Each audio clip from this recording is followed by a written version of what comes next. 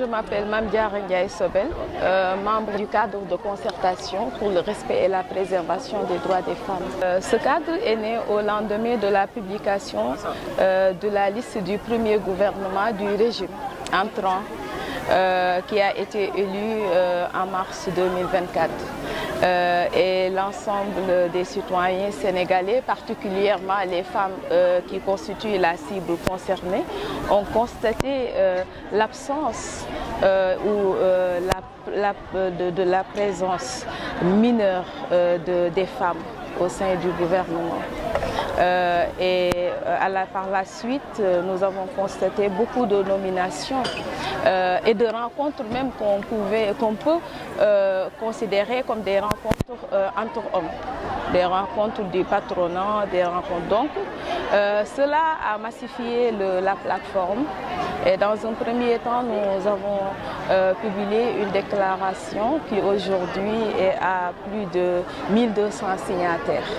Et donc ça c'est très alertant parce que ça traduit le sentiment d'inquiétude que l'ensemble des femmes aujourd'hui nourrit par rapport à ce qui pourrait se passer.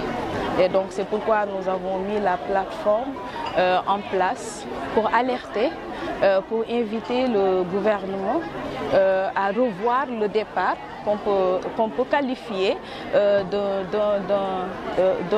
faux bond ou bien d'un faux départ en tout cas à l'égard des femmes. Et donc non seulement sur le plan de la participation dans les instances décisionnelles, mais anticiper aussi dans le cadre de la formulation des politiques publiques, mais aussi de leur mise en œuvre.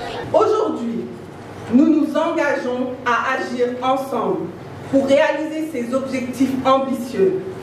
Et nous appelons Son Excellence Monsieur le Président de la République du Sénégal, en relation avec son gouvernement et tous les acteurs impliqués, la société civile, les organisations de femmes, le secteur privé, les syndicats, les institutions financières, les partenaires au développement, les populations, à prendre des mesures concrètes pour renforcer la prise en compte des besoins spécifiques des femmes et des filles dans la formulation, la mise en œuvre et l'évaluation des politiques, programmes, plans et stratégies nationales, à garantir la représentation équitable des femmes et des jeunes leaders dans toutes les instances de gouvernance et de prise de décision, à mettre en place des programmes et des budgets spécifiques visant à répondre aux besoins des femmes et des filles en matière d'éducation,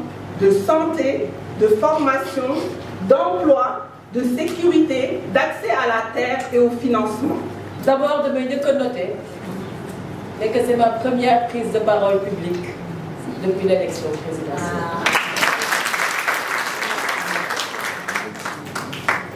Et c'est avec beaucoup d'émotion que je le fais devant les dames, devant mes sœurs, devant nos mamans et devant nos tatas.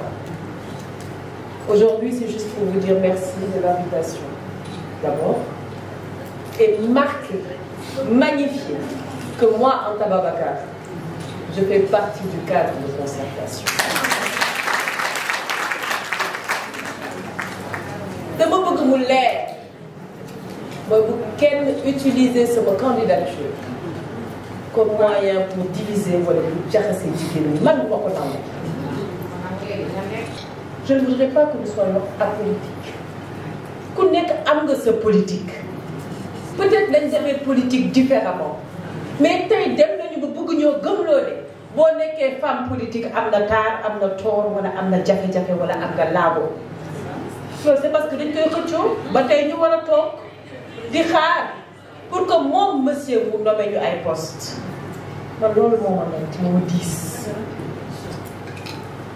Les postes électifs yi nga xam ne day laaj ñu wàcc sur le terrain lu ne di nga ko dégg ana Anta Poussa ana Anta Cuuc ana Anta je ne sais quoi lan la ma wàññi. On peut dire qu'il y a les femmes de toutes les couches sociales Aujourd'hui, vous avez constaté la présence des mouvements communautaires, la présence des pionnières qui ont joué un grand rôle dans tous les secteurs qui concernent le développement économique et social de la femme. Il y a les femmes scientifiques et donc c'est vraiment un mouvement multi-acteurs et où on peut trouver les femmes de toutes les couches sociales et de toutes les catégories professionnelles, mais aussi des organisations.